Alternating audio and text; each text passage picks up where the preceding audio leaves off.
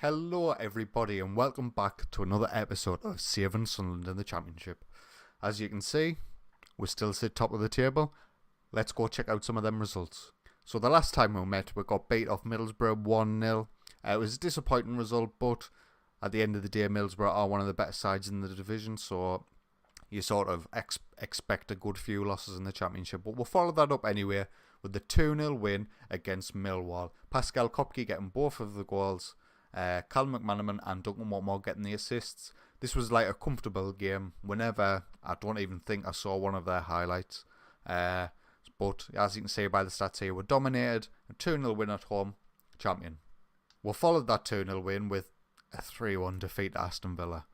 Now, Aston Villa, one of the better sides in the division, easily playing them away from home. Actually, looking at the stats, they're probably, on reflection, should have probably been a draw, but they were more clinical. They got a penalty. Callum McManaman scored for us, but unfortunately, it was a defeat away from home. We'll take it on the chin. Next up was a 5-3 win against Burton. This was a really, really interesting game. We were super clinical. I think pretty much every highlight we had going our way, we scored. As you can look by the stats, one, you had 6 shots on target, we scored 5 goals, no own goals, so 5 of them 6 did go in. We robbed Burton here, we did. They played really well. They started second half, they came into the game really strong. That's where a lot of their stat gains came from, but we were a bit too clinical. Pascal Kopke with 2, Alex Munoz, Kazengalo Alawa, who has been getting a bit more game time recently through injuries, and he's been performing quite well.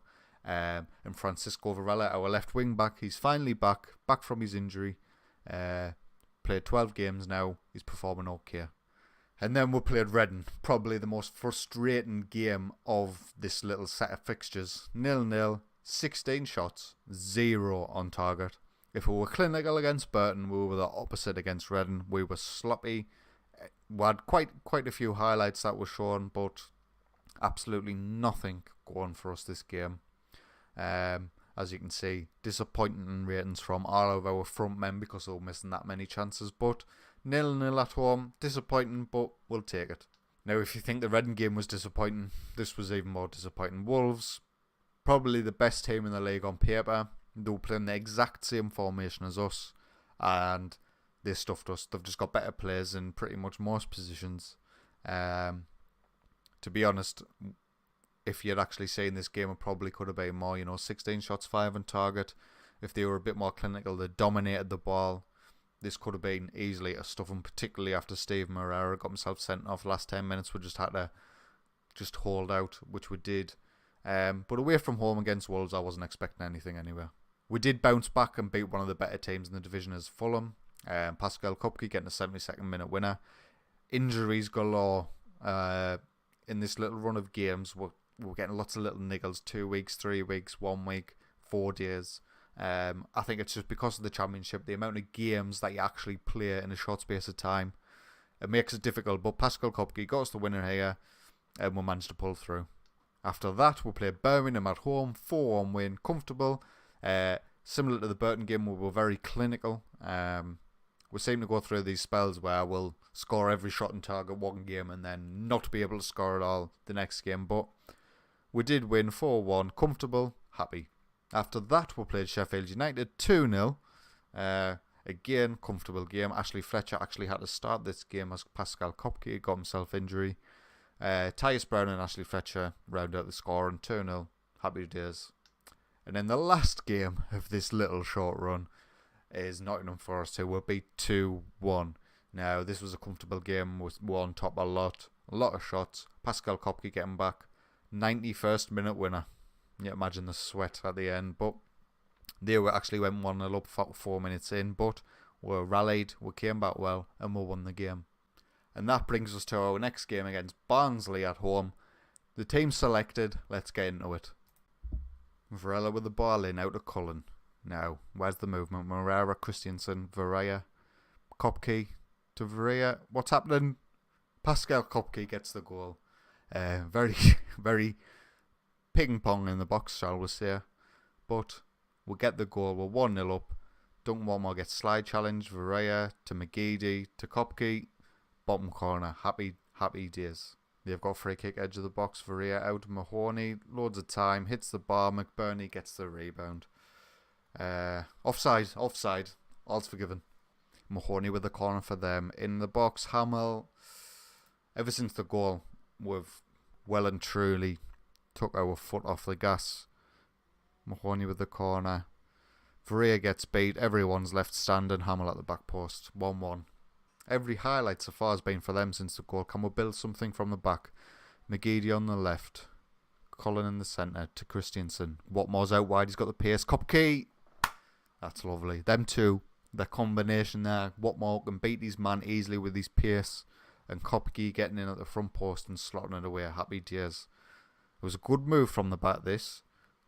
Watmore, you see, they kind of catch him. And Kopke, front post. 2-1.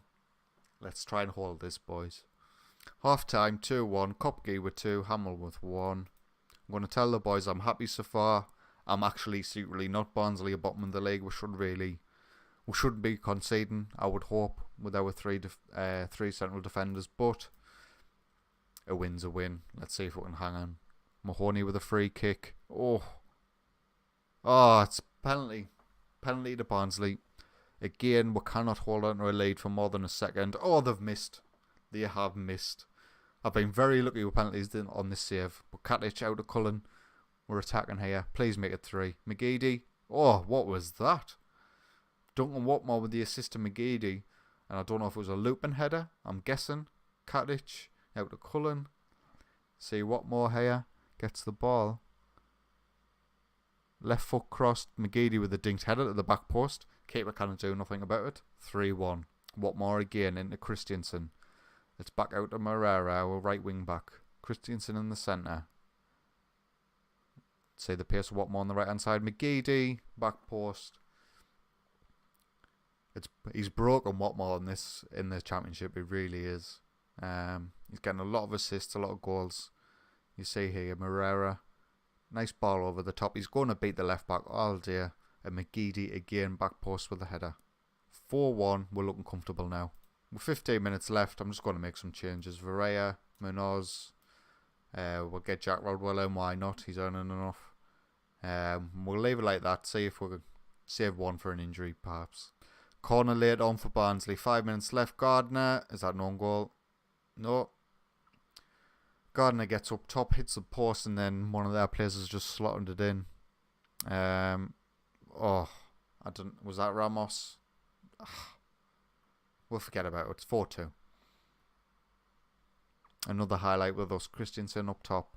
McGeady to Rodwell. Cross in. What's Watmore doing here? Oh, make sure if they break here, we'll be in some trouble. That's what I thought.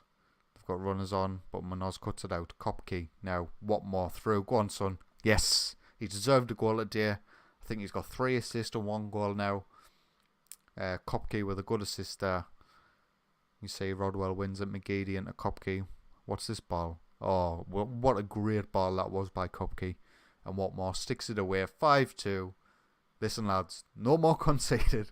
You can score if you want, but let's see this game out. And there we go. Final whistle, 5-2. In the end, it was quite comfortable. I'm disappointed to be conceding 2 against Barnsley. But we scored 5. Kopke with 2, McGeady with 2, and Duncan Watmore with 1. As you can see, Duncan Watmore did indeed get 3 assists and 1 goal, which I'm really pleased with. All the team played reasonably well, apart from Luis Felipe, who hit Liam Lindsay for their second goal, but we'll take it and we'll move on with that. So just before I leave, I've got some transfer stuff to catch up on. We ended up selling Mark Wilson to Bristol City for $875k. He was whinging, he wanted to leave.